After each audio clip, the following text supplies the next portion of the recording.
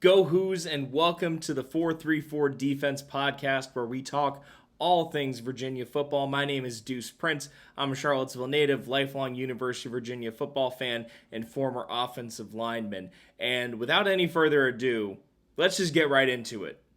Virginia 30, Louisville 27. Virginia wins another game at the buzzer.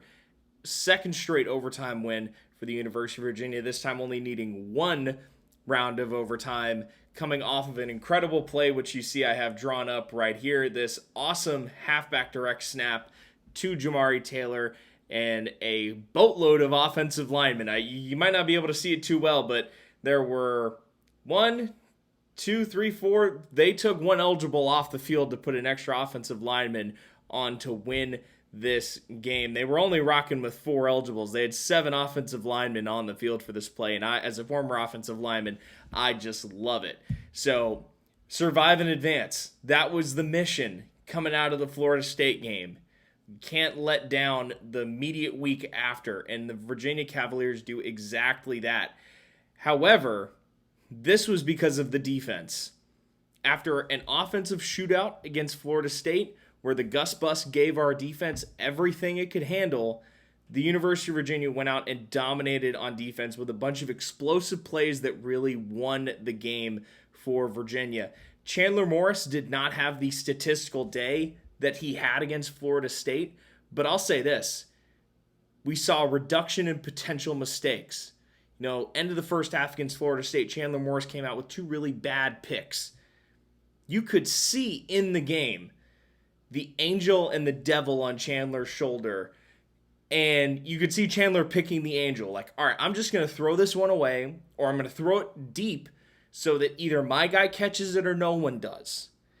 And he knew that an interception in a low-scoring game like this, even though there were 57 combined points in the game, it was a low-scoring game throughout.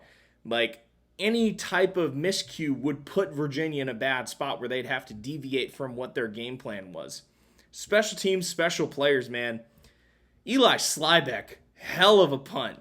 Absolutely flipped the game and put Louisville in a really bad spot offensively. Will Bettridge obviously came through extremely clutch for the Cavaliers again. This was just a very sharp day for the unit. I'm not even going to dock that targeting call that we had on that kickoff. I think that was just good football. But then again, none of us really know what targeting is.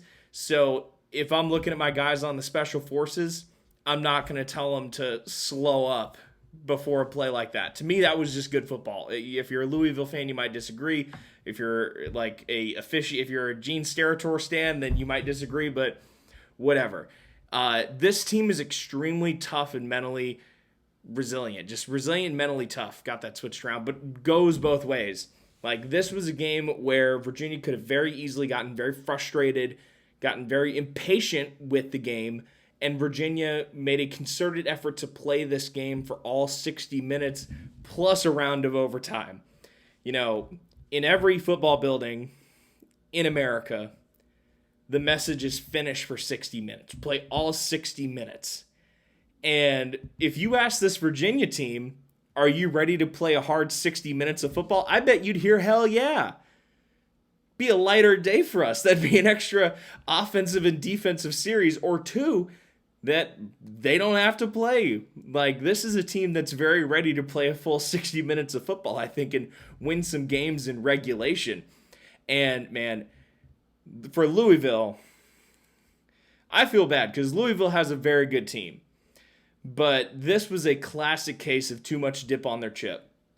They asked a lot of Miller Moss. Not in the ways that Miller Moss typically succeeds, like coming from USC, coming from a Lincoln Riley system, a lot of pushing the ball down the field, a lot of tempo. That stuff he's very good at. Asking Miller Moss, who has hardly ever taken under center snaps in his football life, to not only take a snap from under center on 4th and 2, but to make the pivot and turn and make that toss on 4th and 2, almost like a rugby toss, basically, to a moving running back who's already offset from the tailback position. That just seemed like it was unfair to Miller Moss. Like, that's not what you're asking out of your quarterback that you got from a Lincoln Riley system. You want to get that guy to spread the ball down the field, to push it, not to, like, that just seems like a bad position. It seems like they could have done a much better job on that fourth down play to get something different, because the pitch ended up being bad, scoop and score, touchdown. Miller Moss ended up putting a little bit too much dip on his own chip, not from a play call, but from a decision, making a inexplicable decision to throw the ball while getting sacked and hoping that he would save himself from a bad sack. Ended up throwing the ball downfield to Cam Robinson. Cam Robinson obviously takes it back for 6 points, and those two plays were the difference in this game. Those two plays don't happen. I have no idea what the result ends up being. Bell, the wide receiver, was a problem. He was extremely good throughout this entire game. Big wide receivers are an issue for this defense. I mean, Jason Pritchard, absolutely incredible game out of the defensive backfield. Like, incredible day for the DBs in general, being able to contain this unit, because it's a very, very hard thing for this defense to go up against big wide receivers. They had excellent play from their edge guys. We'll get into the offensive line later, but these Louisville edges are legit. They got some Sunday players there. At Lubin is really good. Like, hats off to Louisville, because you got a hell of a ball player there. Man, there might not be a team in college football that has done more to make their stadium a premier venue than Louisville. When I moved away from Charlottesville, I moved to Indianapolis, Indiana. My dad had a job with the Colts. And Louisville's right down the road. Hour and a half, 2 hours, depending on traffic. And I was there in 2010. I was visiting a family friend who was coaching at Louisville. And they had kind of a bowl. It looked a little bit like Kansas State, if you've ever been to Kansas State Stadium. You know, a statue of Johnny U in the open end. And the facility, it was a very nice group of five stadium. This was back when they were in, like, Conference USA, when Conference USA had, like, basically the whole American Conference in it. And it was nice. And then, man, that Papa John's money hit Louisville football, and they started getting that Miami recruiting connection going. And over time, they just started to build up that stadium. And it is a premier venue. They have gone from outhouse to penthouse at that stadium. Not that it was ever bad, but it was just not an incredible venue. Now it's an incredible venue. And they might have the worst turf in Power 5. I mean, oh my God. Louisville players slipping, Virginia players slipping, Dakota Twitty going down in a non-contact injury that was just brutal. Like, that was a slick surface on seemingly a dry day. I didn't get the weather report on if there was any rain earlier in the day, but, like, on a dry day, that just is unacceptable. And I think largely because of that, it hurt Virginia, but it also hurt Louisville. They just could not get that momentum going. This was a game where if Louisville seized even a little bit of momentum, they could have very well ran out and gotten a win here. So, like, there are a lot of people in my TikTok comments or on other platforms saying, like, well, Louisville lost this game more than Virginia won it. And I don't disagree with that interpretation. I'd say the same thing if I were a Louisville fan. I wouldn't be happy with that result. I'd feel like we let one slip away against a ranked team. They probably did. Like, Virginia did enough to win the game. Louisville did enough to lose the game, and I think that's the distinction. Virginia did just enough to win the game, and Louisville did just enough to lose the game, and I don't think the turf was a positive factor for either squad. Like, this was just jointly bad. Man, you know, having been in these locker rooms, having been on these teams, it's never this defined.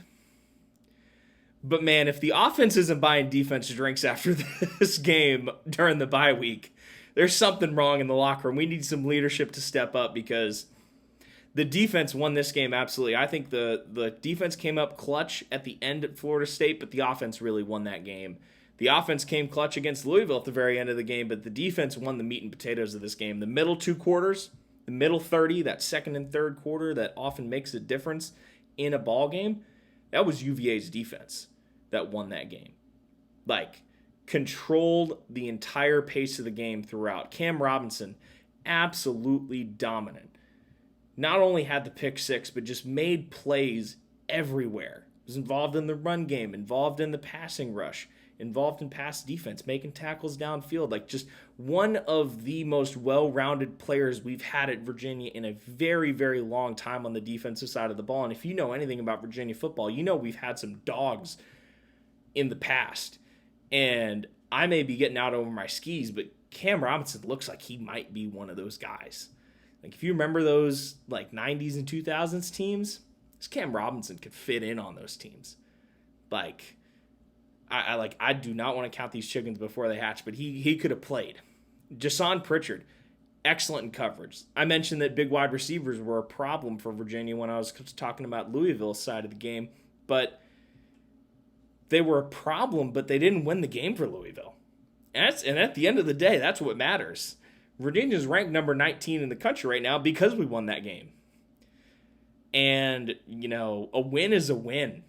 Like, they don't give you 6 points more or less if you run it or pass it in, or if you stop it with the run or the pass. Like, the points count the same. Mitchell Melton, great game.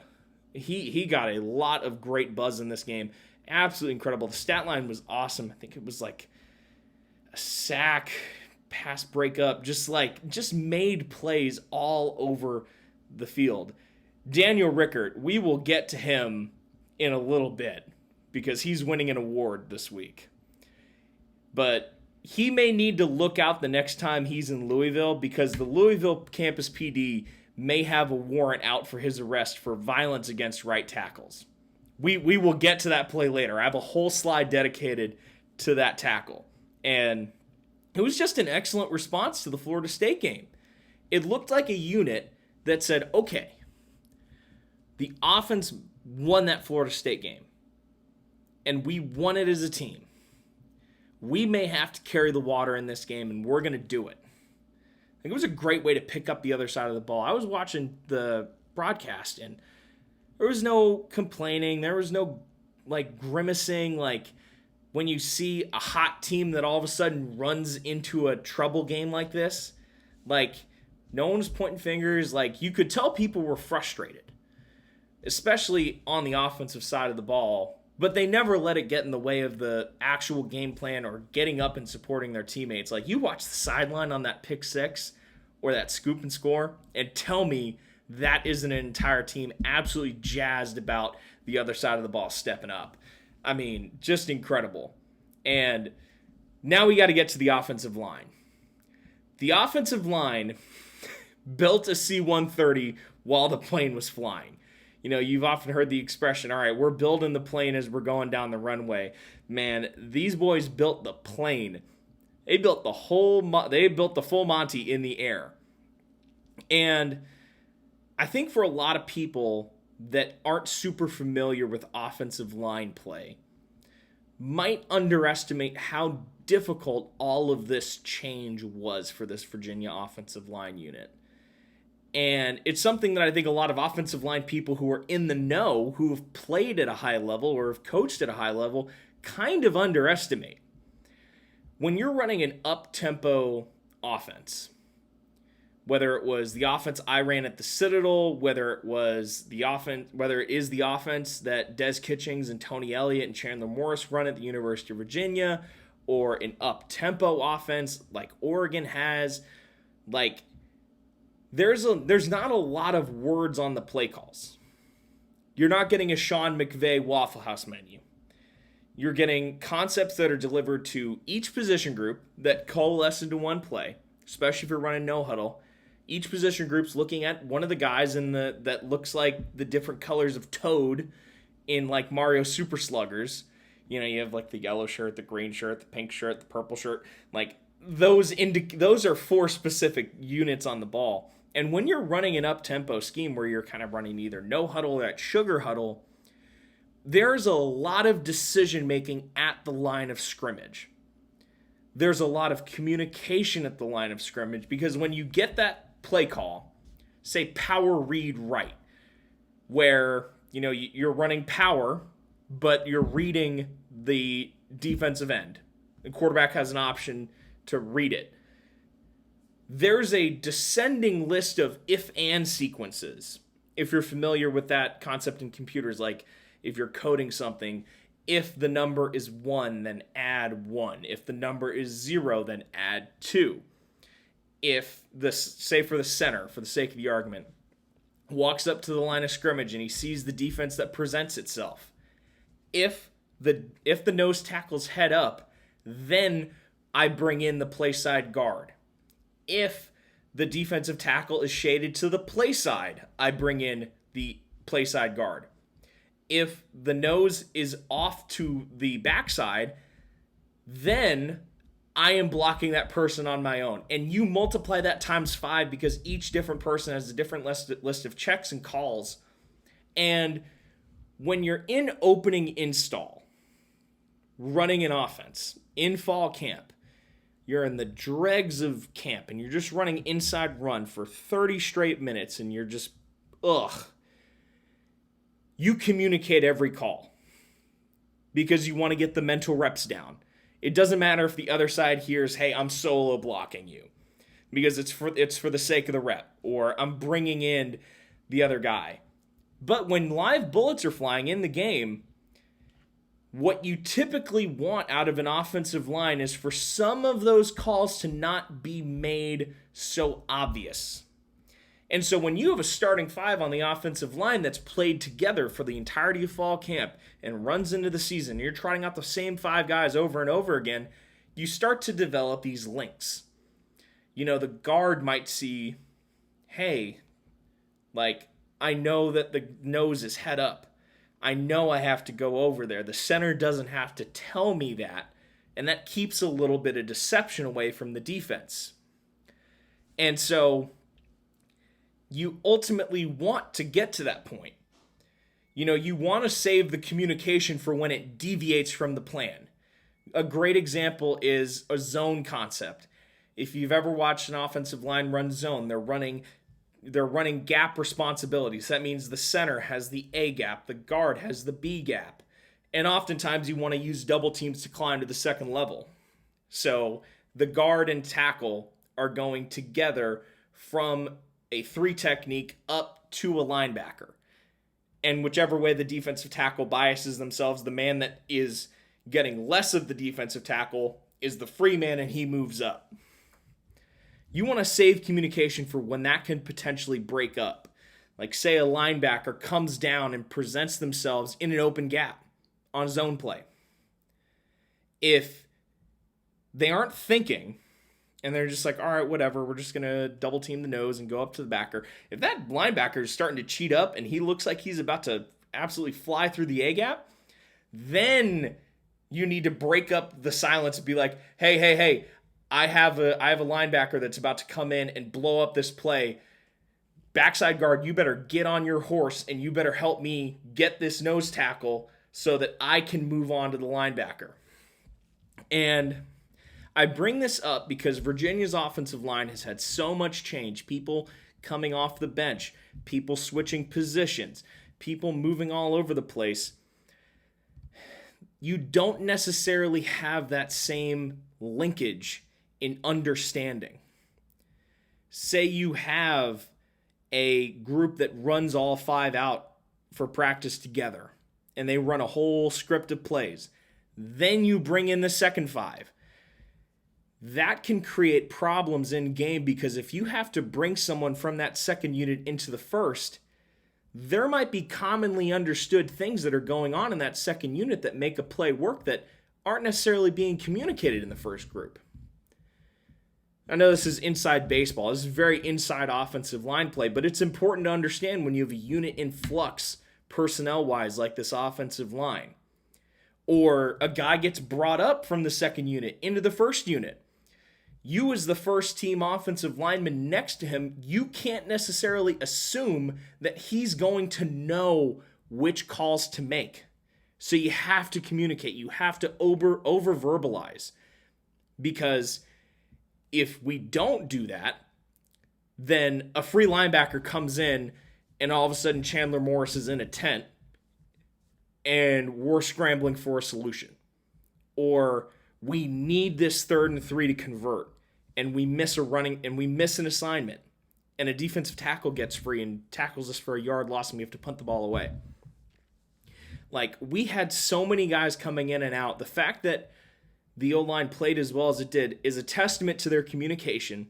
It's a testament to the whole unit's cohesion. It's a testament to the coaching, because that looked like a unit that does not just practice the starting five, the second unit, and the third unit. That looks like a unit where some stuff has been swapped around in practice. Sudden change situation. All right, right guard's helmet came off. Backup right guard, you're in for the next 5 plays. Or, left tackle's knee braces got buckled together and he needs to get his ankle looked at. Like, backup left tackle, you're in. Or second unit's in, and it's like, all right, first team center, you got to come in. Something happened. You now have to marshal this unit together. And the amount of things that happen at an offensive line level in a game, the amount of communication that happens is something that I just don't think gets communicated well enough to the fans. Because, the variety of ways a single play can be run are just so different. Like, when you're calling a play on College Football 26 or you're running a play in Madden, you might see an option route where stick is a great concept. If you ever run stick in Madden, that tight end, he either is going to run 5 yards and sit, or he's going to run 5 yards and break out. And, that might be annoying if you know this play in and out, but, you learn to adjust to it. And that's the mental capacity for a lot of fans. At the offensive line level, simple inside zone right can be run 30 different ways, depending on the defensive front, depending on how people are playing, depending on what the situation and yardage is, depending on the opposing player. If you've got a guy that is a real MFer in at nose tackle, you might need to give a little extra hand to save the other guy before moving on to that next level. Or if you know that you've got a really fast linebacker that's going to scream over the top, you might know that I have to get on my horse. And the backside guy, he has to know that he has to get on his horse to get there. So, credit to the coaching, credit to the unit, because, we weren't able to gash Louisville like we did Florida State on the ground. We weren't able to give Chandler Morris a ton of time in the pocket. He was having to move around a little bit. But in spite of so much change, this unit played really, really well. And saying that, you might think, okay, who's the Golden Pancake winner? Last week it was Drake Metcalf sliding over to center, had an absolute day. Well, guys, an offensive player did not win the Golden Pancake Award. The Golden Pancake Award is going to a defensive player, which I think is fitting, considering how this game went. But number 52, Daniel Rickert. I got to give my flowers. He's making a great play on Miller Moss here, but that is not why he's winning the Golden Pancake Award. In the third quarter, Eli Slybeck absolutely nails a punt. Coverage unit does an amazing job of downing it at the 1. We all of a sudden have a chance to put Louisville on the back foot. They can't run their normal offensive game plan because they're backed up at the 1. They're going to have to do something different. And Daniel Rickert committed maybe the most violent play I saw all season from Virginia. He took Louisville's right tackle, pushed him back 7 yards, and absolutely one arm dumped him and pancaked him and let his you-know-what drag on this play. Flushed Miller Moss from the pocket, almost ended up being an interception for Virginia, but this was complete and utter violence. It was awesome to watch. It wasn't dirty. It wasn't someone taking someone out for no reason. It was just pure Rickert being the more physical and lower football player. Lower in terms of his leverage. He came in low. He had a good center of gravity and got the right tackle in a real bad place. Got his hands up in his chest. It was an awesome play. I wish I had video of it. For whatever reason, YouTube does not have the full game replay up, and for whatever reason, ACC Network did not deem this a sufficient highlight. But man, when we get some film in this game, I will just be watching that play over and over again. And if you watch this game whistle to whistle, you know the exact play I'm talking about, because this was just incredible. And like Florida State, like the Florida State recap, we got to get into rat poison. Rat poison, if you don't know, Nick Saban popularized this term as the kind of rallying cry for when his team was playing really well and the media was on their side. You know, the rat poison is when people are telling you how good you are, and it kind of lulls you to sleep. Virginia comes off a awesome second overtime win in a row. We're number 19 in the AP poll right now. I believe next week, college football playoff poll comes around. We have a bye next week.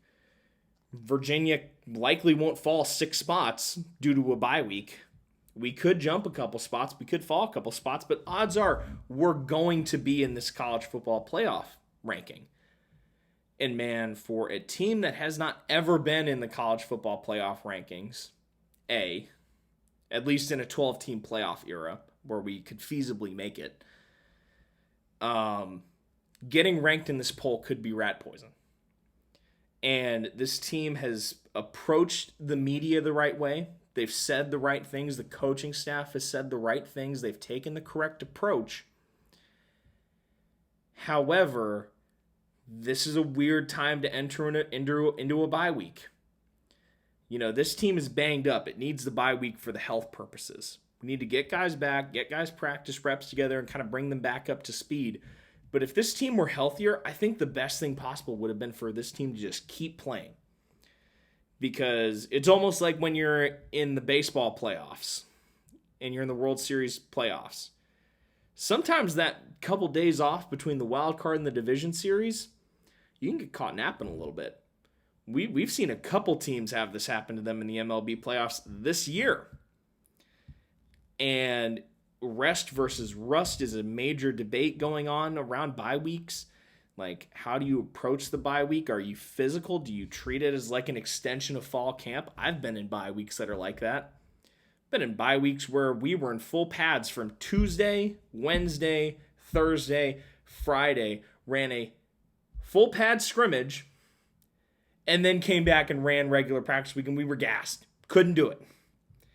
I've been in bye weeks where, you know, we're in helmets and shoulder pads Tuesday, helmets and shoulder pads Wednesday, helmets Thursday, no pads, maybe a lift on Friday, maybe a little walkthrough, a little run through, and then Saturday you run a little practice, and then you just carry on, and then all of a sudden you've rusted and you're out of sync because you've had too much time out of sync. So I would just say that this team has the right mentality to approach the bye week, but it's something that this football team has to be extremely vigilant about. And if you followed me on Twitter, like, this is something I am not shy about tweeting about because this rat poison thing is real. A lot of teams get caught out by this. And the message is the same as last week. The road ahead is survive and advance. We got a bye week this week. Chance to rest up, get guys back in the fold for the second half of the season. We got Wazoo at home coming off the bye week. That'll be a great environment at Scott Stadium. Stadium will hopefully be packed. I'm hoping we bring the same energy for this team now that it's ranked. Then we go into the oldest rivalry in the South. I think there are going to be some people at Virginia who really want to see UNC get their licks in, or get their licks in against UNC. I think there are a lot of people in Virginia that would love to see not only a more hyped coach, more hyped brand coming into this year, get a little bit of shut up. And Clemson did a great job of this, but I think Virginia wants its own shot. But we cannot come into that game just thinking we're going to win it based on the number in front of our name.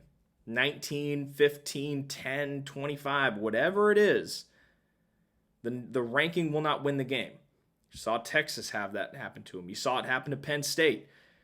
We're probably not as talented as either of those teams, but the effect is the same. Man, I got my eye on this Cal game. In Berkeley, out in California, out in one of the most beautiful parts of America, with one of the best young quarterbacks in America. That JKS is a legit quarterback, man. Do not let their record deceive you because, man, this dude, when he gets hot, he can be a problem. Virginia's going to have to play their A game. It's a big travel day. We've seen this east-west travel thing screw up a bunch of teams.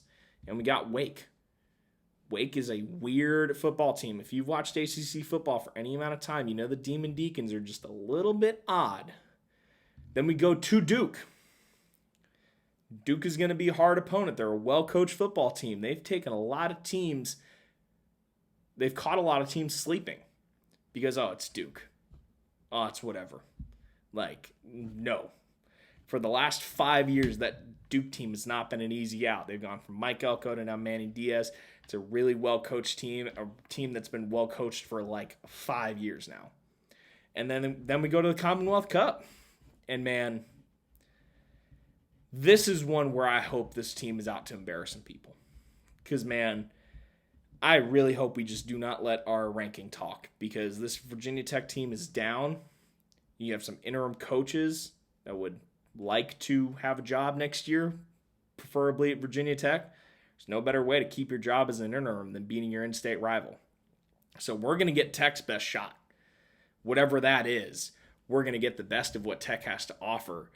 And Virginia has to come out with the mentality that the dynamic has shifted now. That this team is really strong, that this team is mentally tough, that they're resilient, and they're going to go out and physically beat the other team. And we have to take that approach because there are a lot of people who have made prognostications about where Virginia is going to end up at the end of this thing. And I just do not subscribe to that because anything is possible. Could we win out? Absolutely. Could we come out of this thing with one more loss? Absolutely. Could we come out with two more losses? Absolutely. And if so, we're in great shape. That season means 2 more losses after this means we're a 9-3 football team. And we exceeded all expectations for what this Virginia team was going to be going forward. I don't want to let the highs get too high and the lows get too low because that could destroy a team like this.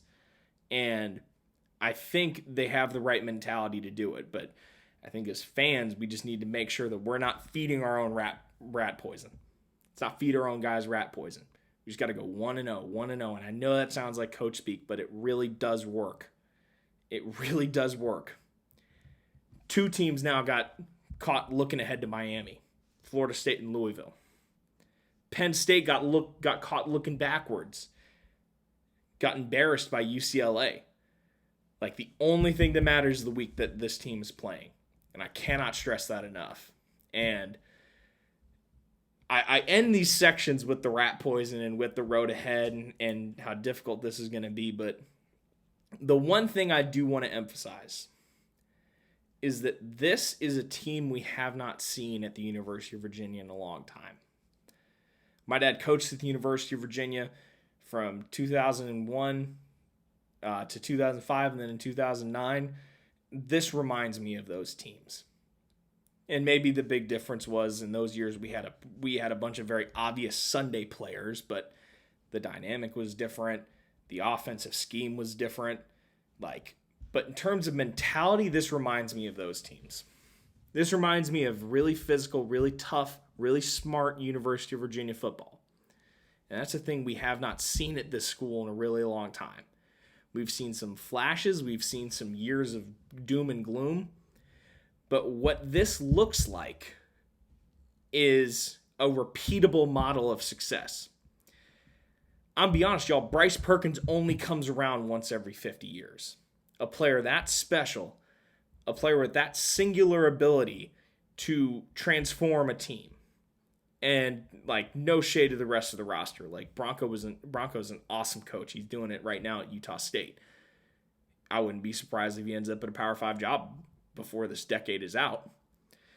But this reminds me of a repeatable model of success. Chandler Morris has been great. But we've had wins from the defense. We've had special teams wins. We've had wins in the trenches. This is something that you can build on as a program. Because, like, this is a special bunch of guys on this football team. But it seems like it's the product of a program that is finally bearing fruit. And one thing that we haven't had at Virginia in a long time is a true program. We haven't had a situation where we can easily transition from Matt Schaub to Marcus Higgins. We haven't had a transition that was so smooth, so simple. Like, you know, we went from dang George Welsh to Al Groh. About as great as a handoff in college football that you can have. There's some better examples at other schools, but for the University of Virginia, that's awesome. You know, this seems like a model of football that reminds me of when UVA football was consistently winning 8-9 games a year. This team is tough as nails.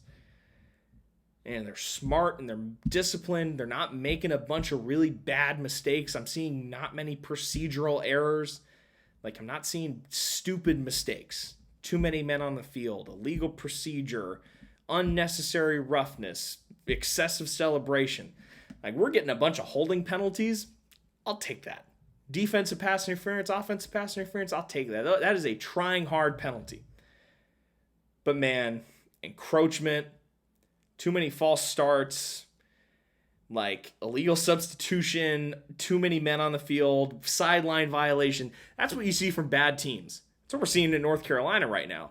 That was the most shocking thing in the world. I saw a bunch of really bad mental errors at North Carolina in that Clemson game. And that's what Virginia was for a hot minute. We were mental errors.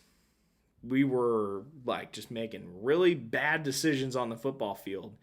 And this team just reminds me of the types of teams that we've had when we were really, really good. And that just makes me so happy and so excited. Shoot, the national media is talking about Virginia, about the good football we're playing.